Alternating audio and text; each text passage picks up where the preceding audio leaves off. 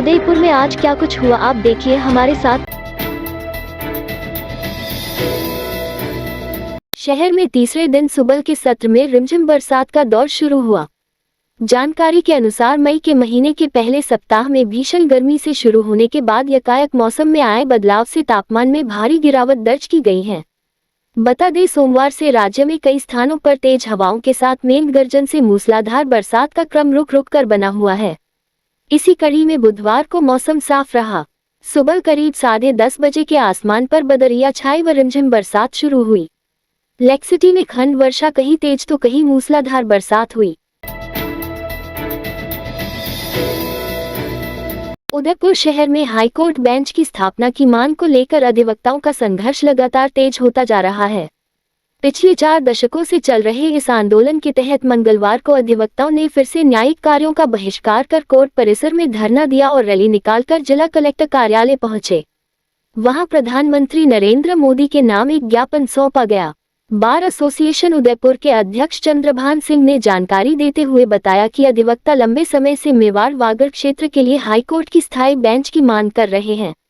इसके लिए प्रत्येक माह की 7 तारीख को अधिवक्ता न्यायिक कार्यों से विरत रहते हुए धरना और प्रदर्शन कर सरकार तक अपनी आवाज पहुंचाते हैं, लेकिन अब तक इस दिशा में कोई ठोस कदम नहीं उठाया गया है।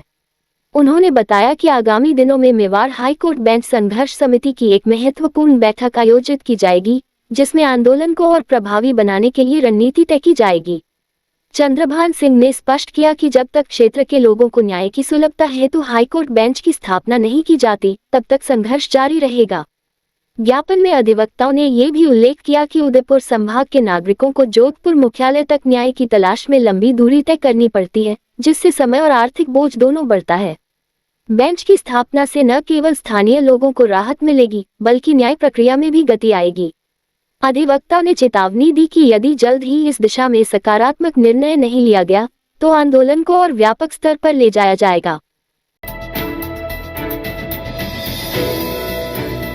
उदयपुर शहर में पिछले कुछ दिनों से जारी रुक रुक कर हो रही बारिश जहां एक ओर मौसम को सुहाना बना रही है, वहीं दूसरी ओर परेशानियां भी लगातार बढ़ती जा रही हैं। बुधवार सुबह जिला कलेक्ट्री भवन में एक बड़ा हादसा उस समय टल गया जब भवन की छत का प्लास्टर अचानक भरभरा कर गिर पड़ा।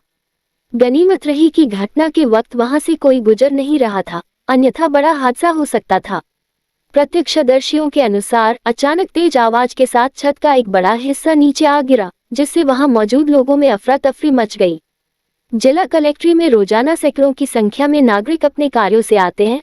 ऐसे में इस तरह की घटना ने भवन की जर्जर हालत और घटिया निर्माण कार्य की पोल खोल दी है।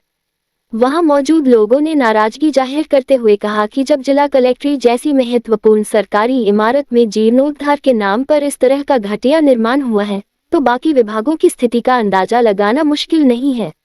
लोगों का कहना है कि प्रशासन को तुरंत इस घटना का संज्ञान लेकर भवन की गुणवत्ता की जांच करानी चाहिए और दोषियों के खिलाफ सख्त कार्रवाई करनी चाहिए। वहीं प्रशासन की ओर से अभी तक इस घटना पर कोई आधिकारिक बयान जारी नहीं किया गया है। नागरिकों ने आशंका जताई है कि लगातार हो रही बारिश के चलते भविष्य में और भी इस तरह की घटनाएं सामने आ सकती हैं। नगर निगम की तरफ से भीतरी शहर के कुवारिया तालाब में करीब 3 करोड़ रुपए की लागत से फाउंटेन लगाए गए थे, जिसका उद्देश्य ये था कि तालाब में समय समय पर ऑक्सीजन रिचार्ज होता रहे। योजना की क्रियान्वित के बाद ऑक्सीजन फाउंटेन में हुई तकनीकी कहानी को दूर करने के लिए बुधवार को इन ऑक्सीजन फाउंटेन की मरम्मत का कार्य शुरू हुआ। अखिल भारतीय कांग्रेस कमेटी के निर्देशानुसार चल रहे संविधान बचाओ अभियान के तहत उदयपुर देहात जिला कांग्रेस कमेटी की तैयारी बैठक बुधवार को सब सिटी सेंटर स्थित कांग्रेस कार्यालय में संपन्न हुई। बैठक की अध्यक्षता जिला प्रभारी दिनेश खोरनिया ने की। बैठक में प्रदेश कांग्रेस कमेटी द्वारा विधानसभा वार नियुक्त प्रभारीगण सहित अनेक पदाधिकारी व कार्यकर्ता उपस्थित रहे। इस दौरान आगामी कार्यक्रमों की रूपरेखा को अंतिम रूप दिया गया। दिनेश खोरनिया ने कहा कि देश भर में कांग्रेस पार्टी संविधान की मूल भावनाओं की रक्षा के लिए यह अभियान चला रही है और उदयपुर देहात में इसे जन जन तक पहुंचाने के लिए व्यापक योजना बनाई गई है।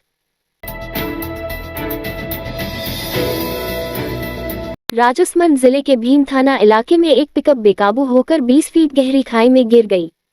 हादसे में 4 बच्चों सहित 5 लोगों की मौत हो गई। करीब 15 लोग घायल हो गए।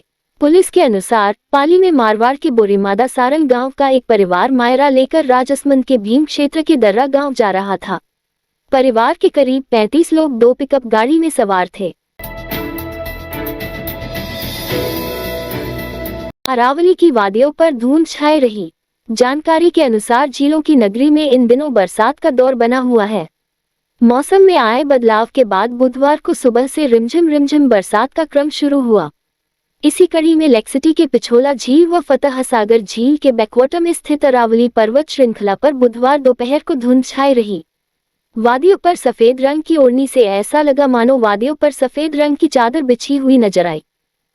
इस रात की सुबह नहीं होती जब तक हाथ में उसकी गर्माहट नहीं होती। चाय का प्याला, अखबार साथ पुराना है, मिट्टी से जोड़ता है। खबरों की खुशबू से सारा घर महकता है। हर रंग में ढला कहानियों से किस्सों तक ले जाता है बेरोक टोक। देश के हर हिस्से तक ये हकीकत का आईना है। ख्वाबों को सच करके दिखाता है। दैनिक नवज्योति, आपके लिए, आपके साथ। ये थे आज के मुख्य समाचार। विस्तार से जानने के लिए पढ़ते रहिए दैनिक नवज्योति। दैनिक नवज्योति के YouTube चैनल को सब्सक्राइब करें और ताज़ा अपडेट के लिए बेल आइकॉन दबाएं।